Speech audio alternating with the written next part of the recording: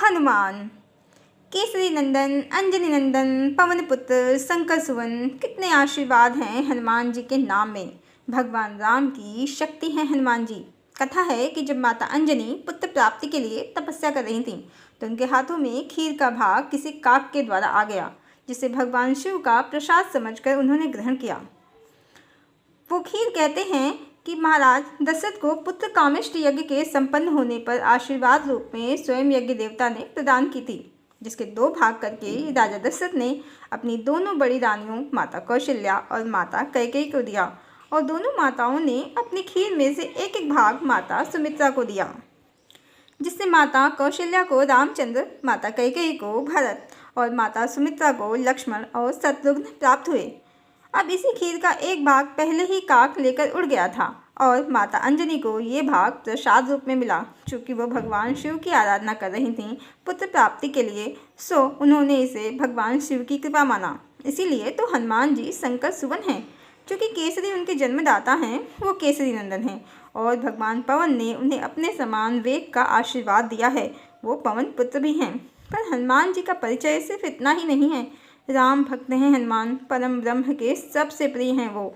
उनके सब कार्य सफल किए हैं उन्होंने। उनके लिए तो ये भी कहा गया है, पवन तनय बल पवन समाना, बुद्धि विवेक विज्ञान निधाना, कवन सुकाज कठिन जग माही, जो नहीं होए तात तुम पाही।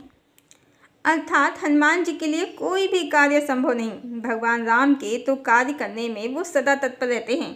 गोस्वामी तुलसीदास जी ने रामचरितमानस में लिखा है, हनुमान जी कहते हैं कि राम काज कीने बिना मोहि कहाँ विश्राम। अब जो राम जी के परम प्रिय हैं, जिनके लिए कुछ भी असंभव नहीं, ऐसे महाबलशाली हनुमान जी, जो भी इनका आश्रय लेता है फिर उसे कोई चिंता नहीं रहती जीवन में, क्योंकि फिर हनुमान जी स्वयं उसके रक्षक बन जाते हैं।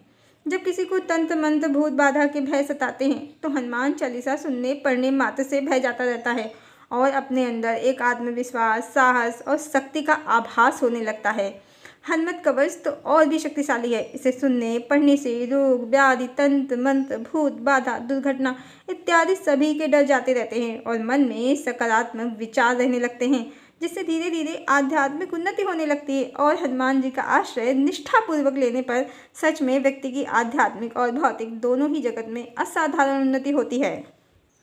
यूं ही गोस्वामी तुलसीदास जी ने श्री रामचरितमानस में हनुमान चालीसा में नहीं कहा है कि अष्ट सिद्धि नव निधि के दाता, असवर दीन जानकी माता।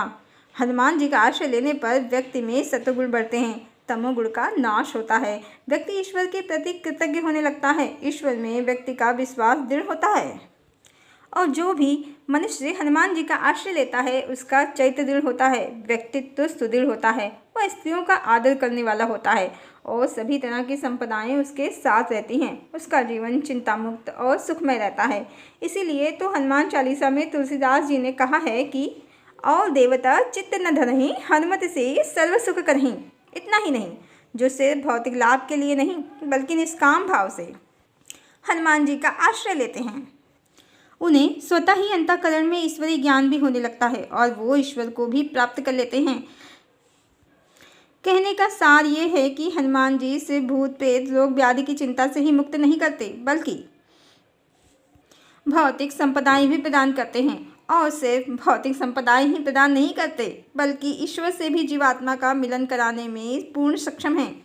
ईश्वर और संसार के बीच में जो माया जाल है, जो जीवात्मा और ईश्वर के मिलन में बाधक है, उसको भी काट देते हैं। इसीलिए तो हनुमान चालीसा में गोस्वामी तुलसीदास जी ने ये भी कहा है कि अंतकाल रघुबर जाई, जहाँ जन्म हरि भक्त कहाई। तो देखा आपने हनुमान जी का प्रभाव, उनकी शक्ति, उनकी क्षमता। उनके लिए इस लोक से लेकर उस लोक तक कुछ भी असंभव नहीं है। वो हमारे सभी भौतिक दुख दूर करने, भौतिक सुख साधन प्रदान करने में तो सक्षम हैं ही, वो हमें ईश्वर से मिलाने में भी पूर्ण सक्षम हैं। हरि ओम।